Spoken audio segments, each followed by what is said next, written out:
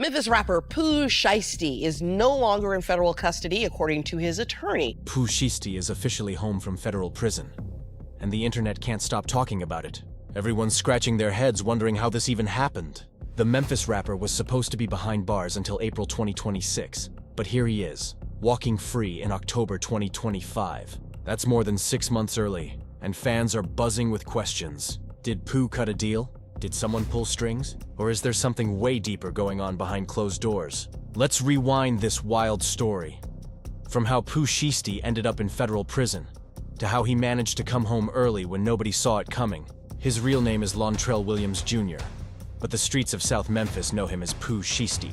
And when I say South Memphis, I'm talking about one of the rawest, most dangerous neighborhoods in America. This isn't your average hood. This is a place where seeing your first friend get shot before you hit 15 is sadly normal. Memphis has more than 100 active gangs packed into a city of just over 500,000 people. That's roughly 14,000 gang members roaming the same streets daily. It's like a war zone disguised as a city where respect can cost your life. You've got the Bloods, the Crips, and a dozen smaller local sets, all fighting for control. And if you even look at the wrong dude sideways, it could be the last look you ever take. But here's where Pooh's story hits different. His father, Lontrell Williams Sr., wasn't just another hustler on the block. Nah. He was a rapper himself, known as Mob Boss, and he even founded his own label called Mob Ties Records. That meant from day one, Pooh was surrounded by two powerful worlds, the rap game and the street life, both pulling him in opposite directions. But the streets won first. In 2004, when Pooh was just 4 years old, his father was arrested as an accessory to the murder of a local radio DJ. 3 years later, things got even worse. Cops raided the house and found cocaine, weed, ammunition, and $10,000 cash. His dad got hit with trafficking charges and sent away again. So before Pooh even learned his ABCs properly, his father had already been locked up for murder and running a full-blown trap house. That's the reality that molded him. Survival first, trust second. By the time Pooh turned 11, that street energy had already sunk deep into his blood. He caught his first robbery charge at just 11 years old. Yeah, 11. That same year, he got kicked out of middle school for allegedly bringing a gun to school. When he was 14, he got arrested again. But because he was still a minor, the details were kept sealed. His mom, desperate to save her son, tried sending him off to Texas for a few years to escape the Memphis chaos. But the moment his dad came home from prison, Pooh was right back in the city like nothing happened. The streets had a hold on him, and he wasn't about to let go. But then came the shift: music. Pooh didn't start taking rap seriously until after high school. Before that, he dreamed of being a basketball player. He was athletic, focused, and believed sports could be his way out. But when the hoop dreams started fading, the mic started calling. Along with his close friends, he formed Choppa Gang, a crew that blended street life with raw Memphis sound. In 2018, Pooh started recording tracks with his friend Big 30, and their chemistry was undeniable. But everything exploded in 2019 with the release of Hell Night featuring Big 30. That video went crazy. Fans could feel the authenticity. This wasn't some studio-made gangster. This was the real deal. Pooh didn't just rap about the streets, he was the streets. That's when the game changed completely. Gucci Mane himself slid into Pooh's DMs on Instagram. Imagine that. A trap legend reaching out to a South Memphis kid who came from a world of bullets, raids, and survival. It was the kind of cosign that could transform a hustler into a star overnight. And from that moment, Pooh Shiesty wasn't just another rapper on the rise. He became the new face of Memphis grit and southern dominance. But as we'll soon see, fame doesn't erase your past. It just brings it back louder. This was the moment everything lined up perfectly for Pooh Shiesty. In Memphis, every upcoming rapper had to pick a side. Either you rocked with Young Dolph's Paper Route empire, or you pledged allegiance to Yo Gotti's CMG. That street rivalry ran deep, and choosing wrong could literally end your career or your life. But Gucci Mane? He gave Pooh a third option, a way out of that local war zone. When Gucci offered him a spot on 1017 Records, it was like getting a golden ticket straight out of Memphis politics. By April 2020, Pooh was officially signed to Gucci's 1017 label under Atlantic Records, and that move changed his entire trajectory. He dropped Still Remember with Gucci himself, then kept the momentum rolling by linking up with Lil Baby and his day one, Big 30. But the record that blew the roof off everything was Back in Blood featuring Lil Durk. That track didn't just chart, it erupted. It hit number 13 on the Billboard Hot 100 and racked up hundreds of millions of streams. Overnight, Pooh Shiesty went from being just another name in Memphis to one of the most talked about rappers in the entire country. But success didn't come without chaos. And here's where it gets wild. Pooh had the talent, the hits, the major label machine, the money, and the fame. But he couldn't shake off that street mentality. Even while cashing checks from Atlantic Records, he was still living like the trap days never ended. Reports and street talk started flying. Robberies, shootouts, and neighborhood beefs that wouldn't die down. It was like he was trying to balance being a rap star and a street soldier at the same time. His biggest problem? The Memphis politics he thought he escaped found their way back to him. Pooh had ongoing tension with EBG, a North Memphis crew that wasn't backing down. On Back in Blood, he straight up taunted them, bragging about taking their guns. EBG's own rapper, Jizzle, fired back with a remix, and that track turned into a full-blown war anthem. Not long after, EBG's E-Grizzle got shot in the arm, and Pooh hit social media laughing, posting about how the dude couldn't even walk now. The streets were watching, and so were the feds. This all went down while Pooh Shiesty had a platinum record and was signed to one of the biggest labels in hip-hop. He was living every rapper's dream: fame, money, luxury cars, and street respect. But behind the shine, he was making choices that would completely destroy everything he built. It all changed on October 9th, 2020. That's the day Pooh made the decision that would eventually land him in federal prison. He pulled up to Bay Harbor Islands, Florida, driving a rented McLaren, supposedly to meet up with some guys who were selling him sneakers and weed. Sounds harmless enough, right? But what happened next turned that casual deal into a full-blown armed robbery. According to the court documents, Pooh and 2 members of his Choppa Gang crew showed up ready to handle business. But things took a dark turn fast. Everything seemed smooth at first. Handshakes, small talk, normal vibes. Until one of Pooh's boys suddenly whipped out a Draco while another pulled a handgun. Shots went flying. Chaos broke out in seconds. One of the supposed sellers got hit, but by some miracle, he survived the attack. And here's where the whole operation fell apart. Big time. While speeding away from the scene, Pooh accidentally dropped a Louis Vuitton bag filled with more than $30,000 in cash. That's not just bad luck, that's reckless. When police arrived, they found the bag and started investigating where the money came from. And guess what? They traced it straight back to Pooh using his own Instagram posts.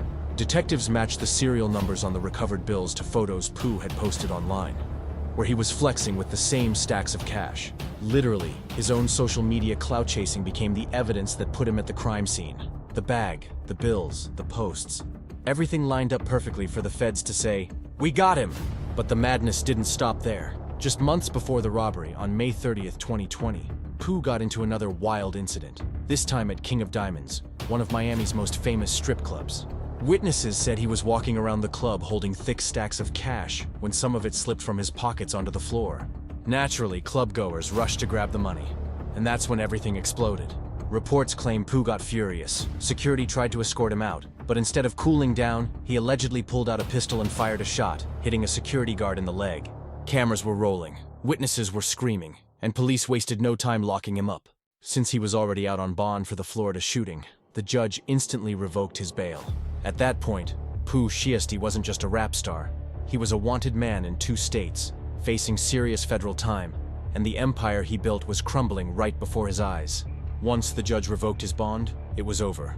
Pooh Shiesty had to sit in that cell until his trial was done. No exceptions. And when the feds stepped in, everything got way more serious. These weren't small-town charges anymore. This was big-league federal business. They hit Pooh with discharging a firearm during a violent crime, conspiracy, and robbery. And if you know how the feds work, you already know what that means. They don't play fair, and they rarely lose. The federal conviction rate is around 95%. Once they come knocking, it's almost guaranteed time behind bars. By 2022, the case had dragged on long enough, and Pooh finally made a calculated move. He pleaded guilty to the conspiracy charges to cut his losses. The court sentenced him to 63 months in federal prison. That's 5 years and 3 months, with an official release date of April 25th, 2026. For most people, that would have been the end of the story.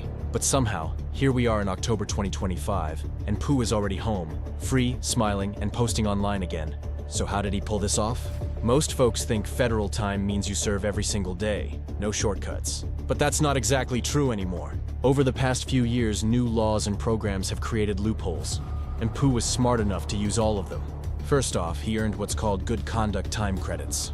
Federal inmates can shave up to 54 days per year off their sentence for good behavior. It doesn't sound like much, but over a 63-month stretch, that adds up to months of freedom. But the real secret weapon? The First Step Act. This law lets inmates earn even more time off their sentence by completing educational and rehabilitative programs. Things like job training, anger management, or GED classes. Pooh apparently jumped on every opportunity that came his way. According to Bureau of Prisons policy, inmates who show progress can also be moved to a residential re-entry center, better known as a halfway house, for the last part of their sentence. It still counts as custody, but you get way more freedom. Access to family, the ability to work, and a softer transition back into normal life. That's exactly what happened to Pooh in March 2025. He was transferred to a halfway house as part of his re-entry plan. Then came the biggest twist. The BOP, Bureau of Prisons, recently issued new directives to speed up early releases for qualifying inmates. Basically, they wanted to clear space and fully implement the new laws that reward good behavior and program completion. Pooh Shiesty was one of the lucky ones who met all the qualifications at the perfect time. Now here's something most people miss. Not every inmate qualifies for early release. The BOP has a strict list of disqualifying crimes, mostly involving murder, sexual assault, or major trafficking. Pooh's charges, firearm discharge and conspiracy, were serious, but not disqualifying. That opened the door for him to rack up time credits, move to a halfway house, and eventually earn his early release. But it wasn't all smooth sailing. Sources say that after his transfer to the halfway house in March, something went wrong. The details are foggy, but reports suggest he might have violated a rule or had some administrative issue that sent him back to federal custody temporarily. Whatever happened, it didn't last long. And now, as of October 2025, Pooh Shiesty is officially free. He managed to beat his original release date by more than 6 months. All thanks to a mix of discipline, calculated moves, and those new BOP policies favoring re-entry over punishment. So what does this mean for Pooh's career? That's the million-dollar question. The rap game doesn't wait for anybody. 3 years in prison can feel like a lifetime in this industry. By the time you get home, the sound, the trends, and even your fans might have moved on. But Pooh's situation is a little different. He's not coming home forgotten. He's coming home to a loyal fan base, a label that never abandoned him, and a legend like Gucci Mane still backing him 100%. 1017 Records is still one of the biggest forces in trap music, and the streets haven't stopped bumping his old tracks. On top of that, rappers who do real time often come home with bigger hype than when they left. Fans crave that authenticity, that I really lived this energy. Pooh's release has already sparked massive buzz across social media, with everyone waiting to see if he can reclaim his throne or if prison changed him for good. One thing's for sure, he's got a second chance, and the whole world's watching what Pooh Shiesty does next. Now that Pooh Shiesty is finally home from prison, he's got new stories to tell. And the world is waiting to see if he's truly changed or just ready to jump back into chaos again. This is the real test. Did he actually learn from what he just went through? Because let's keep it real. Pooh didn't go to federal prison for some mastermind operation. He went down over reckless, avoidable, flat-out dumb decisions. He was robbing people when he was already cashing legit checks from Atlantic Records. He was walking into strip clubs with guns, risking everything for ego. And worst of all, he was flexing online with the same money that literally got traced back to his crimes. Every move he made screamed success, but every choice he made screamed self-destruction. At the end of the day, Pooh's story is the clearest example of how success and the streets just don't mix. You can't have one foot in the industry and one in the gutter, because eventually one side's gonna drag you down. He had it all.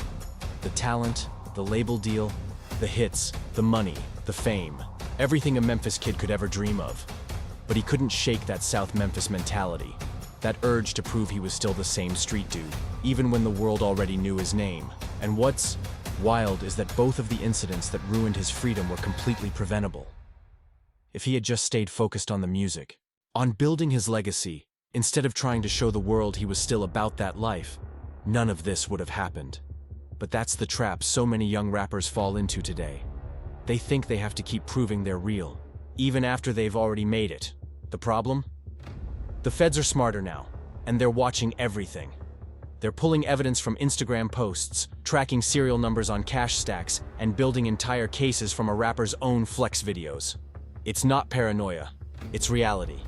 Every post, every story, Every caption can and will be used against you. Hopefully Pooh took that time behind bars to think. He's still young, he's still talented, and if he can finally separate himself from that street energy, he could dominate the game all over again. The fans still love him, and the label still believes in him. But staying free? That's the real challenge now, because the truth is, the streets don't forget, and neither do the feds. They'll both be watching to see what he does next. Will Pooh Shiesty make the most of his second chance and write a comeback story for the ages? Or will he end up right back where it all started, behind bars? Real talk. It's good to see him out, alive, and breathing freedom again. Let's just hope this time, Pooh's ready to play it smart and keep his focus on music, not mayhem. Stay locked in, subscribe, and turn that bell on. You already know we're keeping eyes on the streets.